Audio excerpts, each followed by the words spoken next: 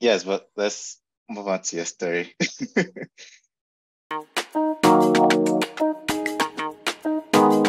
anatomy of flying things. I mean, firstly, that's just when I saw the title of the story, I was like, oh my God, I wonder what the story is about.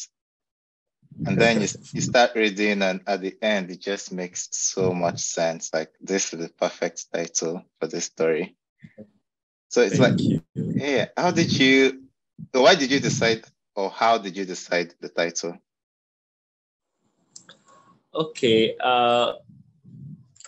Okay, one thing about me is this: when I want to write a story, normally a normal writer would begin the story and then, start, going through it to find the title, a befitting title.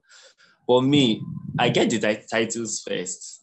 Then I start working. I don't know. I've been really, really, is it bashful now to talk about this? Because most times when I'm in a writer's gathering and people are talking about how they write, is it that I keep quiet or I lie that, after writing, I'll just, look through it and find a phrase that, goes along. But I received the titles first. And I'm like, okay, what should I do with this? Okay. Should I just start writing around this title or what? I don't know. There's just something, when I begin, everything seems to work together to bring out that title. So I'm like, okay, maybe this is my pattern. I should not fight it. So the title came to me first. And while writing the story, everything just kind of went in sync with it. Yeah. Oh, that's interesting. I mean, I was going to ask you later about your writing process, but I mean, I don't think I've ever heard anyone say they get the title of the story first. In fact, I don't know. I just feel so lonely. I feel so alone. I'm like, what is going on? Why am I like a freak or something? Wow, interesting. So you just get a random title and then you start thinking of how to make the title work? Exactly. That kind of thing. And I'm like, what's this? What's this? And I get like an influx of titles. So I'm always one thing about me, I'm always writing. At least in a week, I read like 4 times. I mean, different things. So they just come. It's like somebody says something somewhere, I catch it, like a stray sentence. I catch it and I'm like, okay, this could work for a story or a poem. Although I rarely write poems. Okay, like stories now or essays. I'm like, okay, I can use this. But okay, let me own up. It's actually 98% of the time. There are sometimes I write, like I just write something random and then I have to look for titles for it. But 98%, or especially for this story, the title came first. That's interesting, because in my head I was thinking, okay, I can see when you decided to name it this and that. Oh, but no, just the title first. Interesting. I mean, okay, that's fine. But I'm just thinking, like, how does that title even come to your head? The anatomy of flying things. Okay. I was thinking you would have to progress, a little further into this interview before I say something on. I mean, say what I want to say now. But let me just say it now. Yeah. When I saw the prompt, the Afritondo prompt, it was even someone that sent it to me, and I was like, because I was expecting it to be later beyond that time that I saw it. I was expecting, but I was like, I'll still see it. I follow them on IG, I'll still see it. Then this person sent it like a week before the deadline. And I was like, oh my God, like, am I going to miss this year's? Because I missed the previous one. This is like my first time. So I was like, no. I have to do something about this. Then I saw the theme, aliens, and I'm like, okay, I don't know how to write about aliens. I don't write stories about the supernatural or sci-fi, that kind of thing. I write more about contemporary, the contemporary fiction genre, like actual people. Yeah. I'm like, okay, this is aliens. What am I going to do? Then I'm like, okay, I have to make the title. The title has to be fancy and all that. So I'm like, okay, the anatomy sounds official, that kind of thing. Then I'm like, okay, aliens fly. Yeah, they fly. Or maybe not all of them, but the ones I've seen it on screen, they fly. I'm like, okay, let me just put it like that. The anatomy of flying things. It came to me and I'm like, okay, how do you now begin this story? This one that you have said anatomy of flying things. How are you going to now build this story? So that was how it actually went. That was how it happened. Interesting. Oh, okay. Oh, well, that's good. And it's interesting because when I started the story, it's about like, well, let's just say, I don't want to spoil anything, but let's say there's a spirit in the story.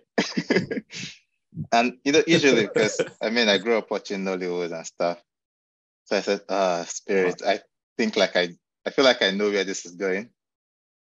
But then it wasn't because in Nigerian entertainment or literature, you can 90% of the time you see spirits, just put evil in front of it. Mm-hmm. So, but the spirit in this story was more, I don't know if I'd like to say like human. Yeah. So what was the rationale behind the spirit? Okay, I think this is the part of the interview where I begin to sound precious, like fancy and all that. I've always been a sucker for humanizing people, most especially people that have been dehumanized, that have been misrepresented by literature. For a very long time. For example, okay, now I write about the LGBTQ. And I try to humanize people in that community. And I write about women. Sometimes the female characters in my stories are usually strong. Not this particular one, like some other stories that I've written. They're usually strong. Not what you think a woman should be. So most times I write to redefine. Wait. Okay, don't let me say redefine. Redefine is too broad. Okay, to actually say that, okay, some other people exist in this faction that are not the usual, stereotype. Okay, this person is a spirit. Oh, sorry, this creature is a spirit, but she's not evil. She's not evil. She's actually the one. She's so naive. So she's actually the one that has the evil done to her. So that was why I wrote it that way. Most of my characters are usually not what people expect them to be. And although there are times I try to stop it because it's easier to write about stereotypes, people can easily relate, that kind of thing. But there's just this sound in my head that no. Write something different. Make them different. Yes, they will be relatable too. So make them different. And I'm okay, no wala. So that was why I wrote her like that character like that. Yeah, and you did a very good job because there's a part where there's like a preacher and she says, "Oh, this man speaks my language." And I found myself rooting for the spirit over the pastor. I was thinking, oh my God, let this pastor don't spoil things. I got it there.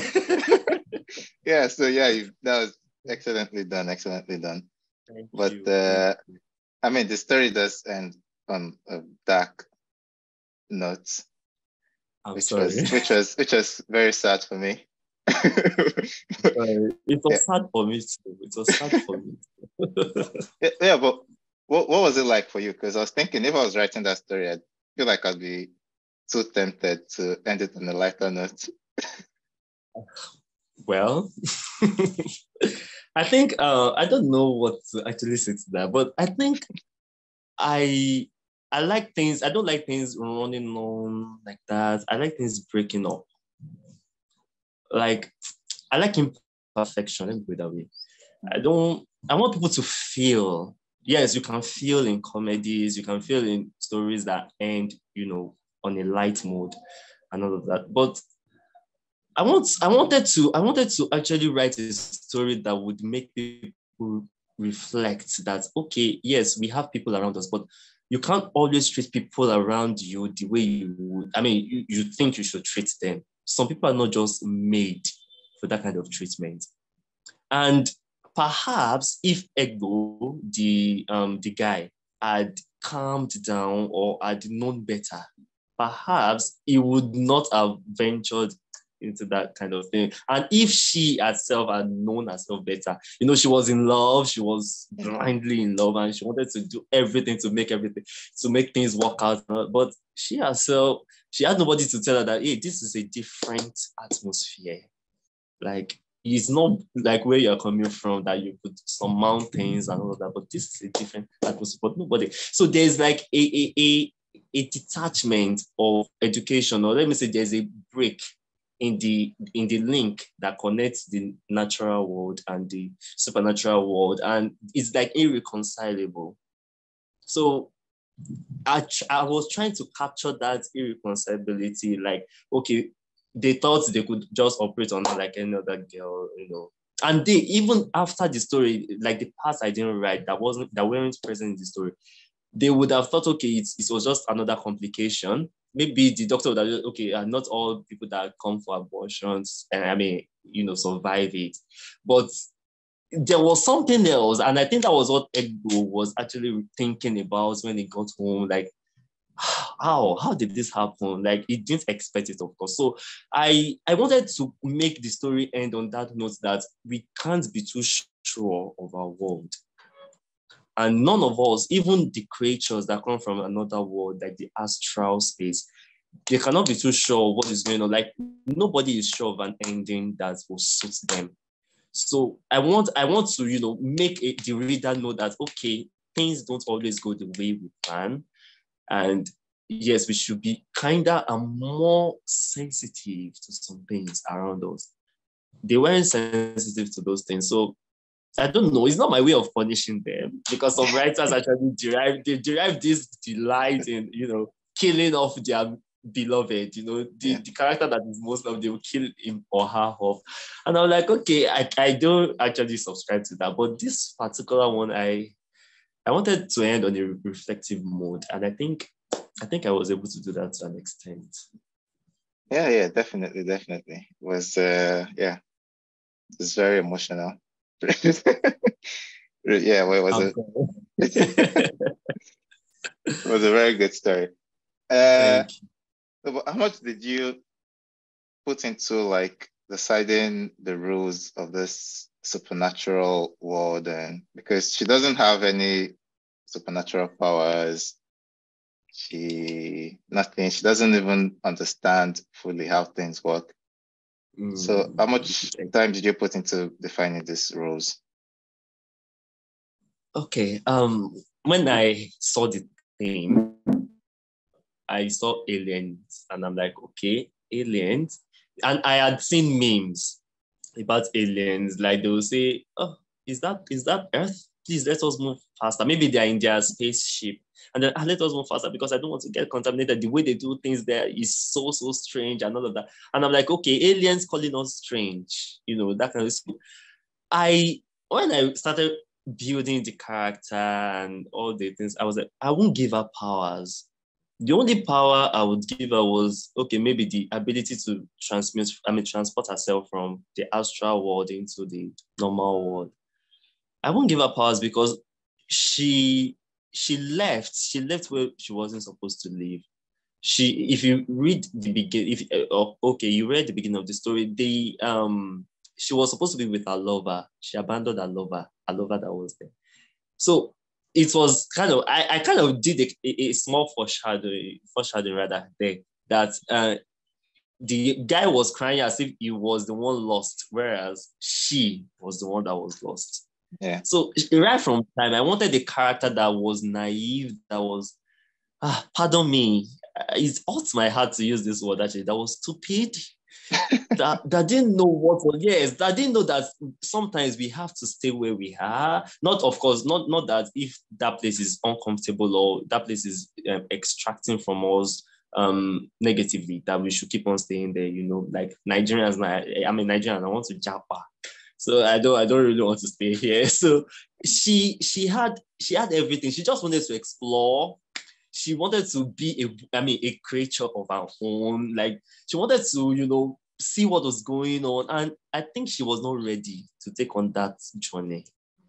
So assuming she had, stayed a while, listened to her sisters, because I wrote there that they usually took a look down. I mean, when they were in their, hey, oh my God, what did I call it now? Was it basket? I forgot what I called it. In their kind of spaceship, they usually looked down to see what was going on. And they used to see Earth as this perfect place, floral, beautiful, and all of that. So that was what she saw. That was the extent of her horizon about the Earth. So she took that, ran with that, and came to Earth, and things changed. She couldn't expect, she didn't even expect what was going to happen. So it kind of left her flustered. So she was scrambling for sense to make sense of what was going around her. And unfortunately, the abortion didn't give her the chance to learn. To adapt to the world, to the human world. Things took a turn for the worse. So I wanted a character that was powerless. Assuming she had powers, she would have maybe she would have survived the complications, the bleeding, and all of that. I want to believe she would have, but I wanted someone so helpless that she would draw the feeling from the reader, like, oh my God, like, okay, so this is an alien that is actually powerless. Like, how did we treat this alien? Like, have we been human to this alien? I mean, that sense of guilt, like how we treat this alien. Sorry, I've never met an alien anyway. I don't want to. But I wanted to strike that chord in the reader that, okay, you could be kinder to people. You don't know where anybody is coming from. And the fact that someone looks strange does not always mean they have strange powers. I don't know. That was what I was thinking about when I was forming the character and the roles around that.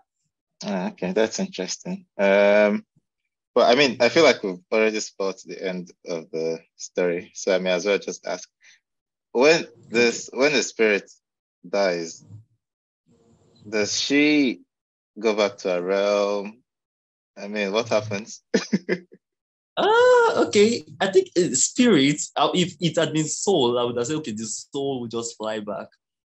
I don't know. Maybe the spirit would diffuse into our world and go around raging, calling for vengeance, that kind of thing. And we are, God forbid, we are doomed. Maybe that's what is actually happening in Nigeria. Maybe we have killed too many spirits.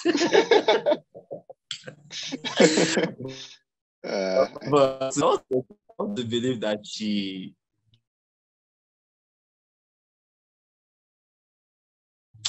I don't know. I myself don't know. I don't know what happened afterwards. I don't know. That's left to the imagination of the reader. Yeah. That's fine. Okay. I think that.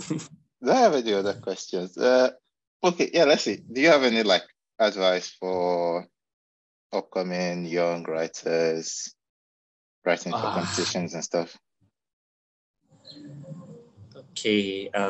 When you put it like that, it makes me feel as if this one don't become doing for writing. But you are now. You are.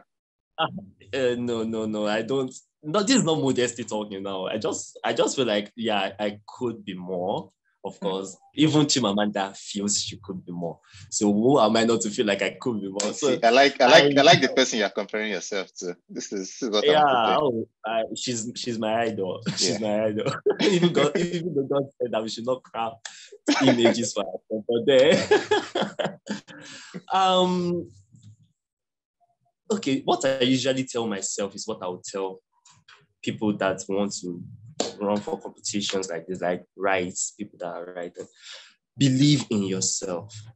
Okay, it sounds cliched, honestly, because even when I tell myself, I'm always like, okay, of course, people know that. But most times, there are some situations that come to tell us that, okay, can you do this? Are you sure you can do this? If I had listened to that voice, I would not have submitted at all. Because even the theme would have thrown me off. Anything sci-fi or anything. I'm always like, well, it's better I just watch it as a movie I don't know how to write these things. And that's why I had to write from the human angle, because normally I should come up with all these registers about aliens, but I'm like, well, let me just write what I know. So that self-knowledge is believing in yourself. So I would suggest to people that you should believe in yourself. When you are writing, your story is yours. Your story is your own craft. Let me put it that way. So make it about what you can do, and what you can do stems from what you know yourself as able to do. So if you don't believe in yourself, you want to, run across the boundary. Let me put it that way. Of course, we shouldn't have boundaries, but we should put our things. We should make our knowledge. We should make what we put out within our knowledge for that time. Because if we say we want to cross out, or we want to make, yes, we could make research and all of that, but it could really, really it could go south. So I believe in yourself. That's number one. Number two, write as if you are not afraid to step on toes. Write as if you're not afraid to step on toes, because there are so many things that hold us back. I am the son of a pastor, and I wrote about a pastor like that. So let's say my dad wants to read it now, or my mom wants to read it now, and they see the way I portrayed that pastor character.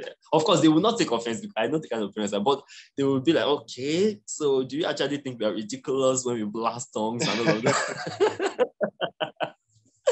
But I was like, I will write this, I will put this there. So believe in yourself, write very, very bravely, because your story is yours. And I think every story that you lose the chance, or you miss the chance to tell, is like you have lost a generation, because stories that are put out there touch certain lives and kickstart some processes that would, come back in the future.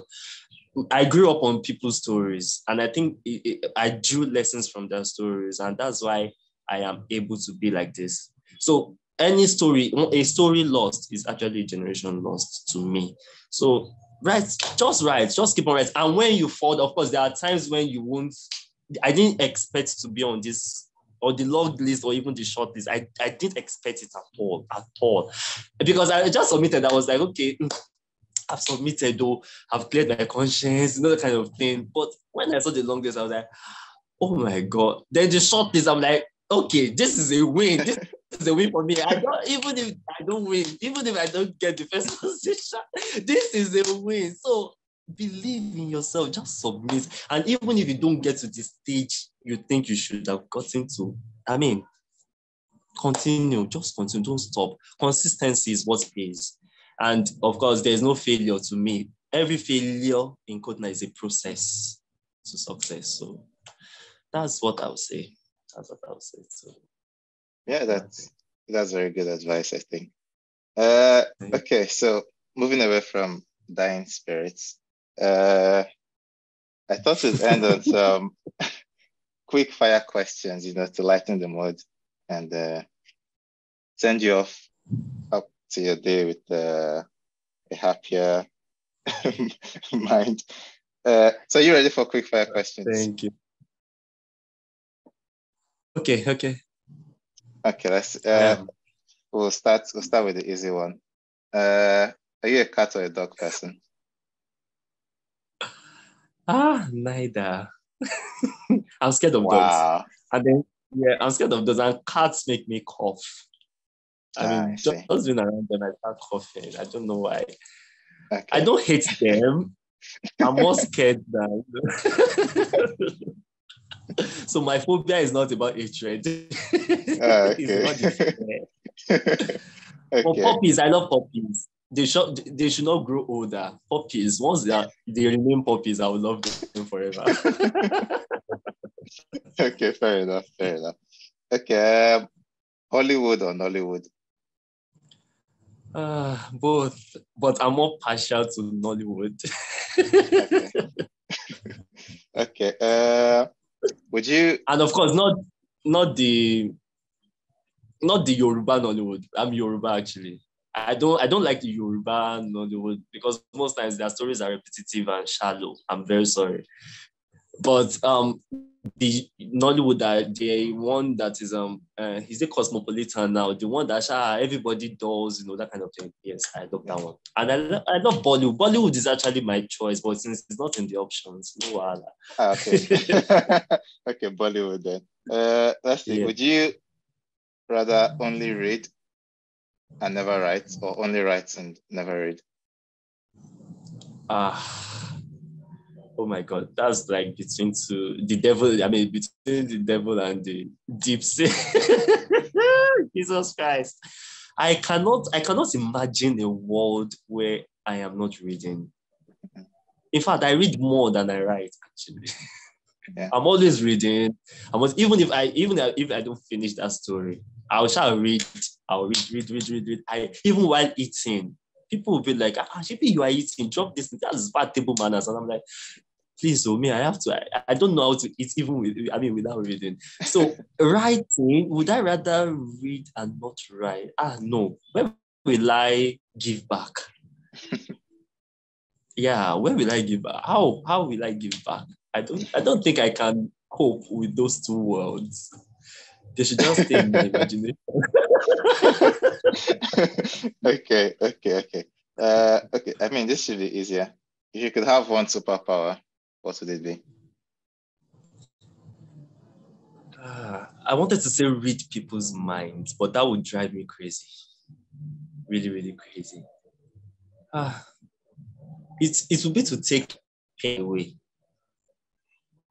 It would be to take pain away. Any form of pain. Of course, leave the person alive too, but take the pain away. Oh wow, that's a very good answer. This is a bit okay. Who has it easier, men or women? Who has it easier? Okay, like socially now. I don't know. You decide. I don't know. Oh my God. Well, even the Bible has been written to, make God look like a man. Although I don't subscribe to that. Right from time, women have always been having it difficult. Submit. You ate the apple first. What else did they do? Women have always been, bearing the brunt of anything that happens in the world, any bad thing that happens in the world. And of course, many men too, but I feel the world is fairer to men. I mean, there's patriarchy to, ground men in that mental space that, okay, this world belongs to us. So whatever we decide is what the woman must follow. And if we allow her, that word allow, it shows this ownership, it shows this, authority over you. So whatever I allow you to do is what you will do. And well, people call me feminist, and I think I'm beginning to accept that I'm a feminist. But I believe feminism is not just about the women, it's about the men too. It could relax the weight on certain men. Many men want to be babied. Many men want the burden shared, but they don't want to be mocked that, you call yourself a man and you expect a woman to share your load with you. And I'm like, it's a world of equal opportunities. Fine, the strength will not be equal because of the body composition and all of that, but there are certain opportunities, certain duties that can be shared equally. So I feel the world is unfair. Who has it easier? Well, don't let me ramble on for too long. Men have it easier. Okay. Men have it easier. Okay. Let's see. Which do you prefer, short stories or novels? If you had asked this question 7 years ago, I would have said novels, because I was writing a novel then. It was even a trilogy. It's swelled rather into a trilogy. But since I lost the manuscripts, I've not really. Although there was in 2018, I wrote a novel. I entered GTB Dusty Manuscript competition, and I was a finalist for it. But I've not gone back to that novel. I've not even developed it. I'm just writing short stories. And short stories for me are difficult to write. It took me this self-will, this consciousness that I must not exceed the word counts that you gave, that Afritondo gave me, because even from the way I talk, you know that I like to go. And even until I miss the point, you understand? So short stories have a way of disciplining me. Yeah. They discipline me. So that's why I would say, okay, for now, I prefer short stories because they would teach me how to, stay within context, stay within that scope, and, deliver what I should deliver without adding unnecessary extras. So yeah, short stories for now. For now, Okay. short stories. Okay. Let's see.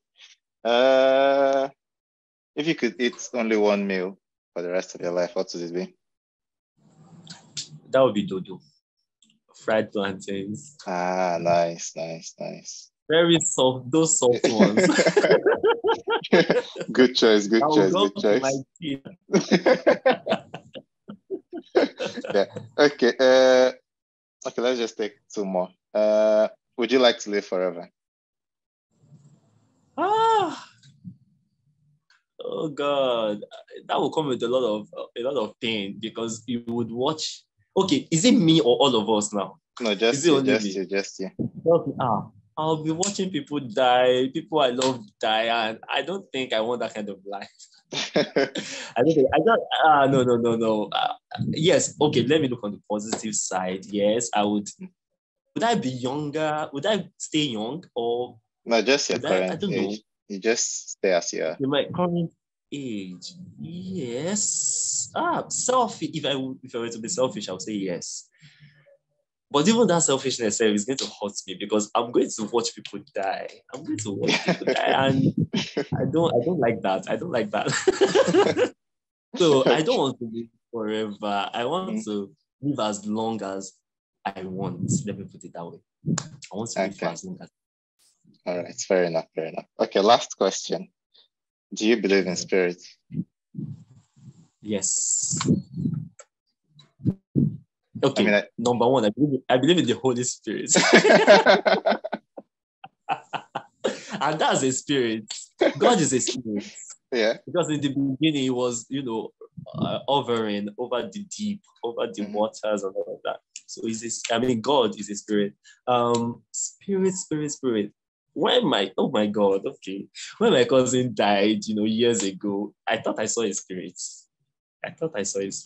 Flashing back. There was this glass door that we used to have, then sliding, all those French doors. And I was seeing something white. I looked behind me to see if it was a reflection, but there was nothing white around me. And it could have been my imagination, but it existed, whether in my imagination or not. So, yeah. And if something exists enough for me to see it with my physical eyes, then I believe in it. Okay. Excellent. That's all the quick fire questions I have. Yeah. Yeah, this was a very good interview. Thank you very much.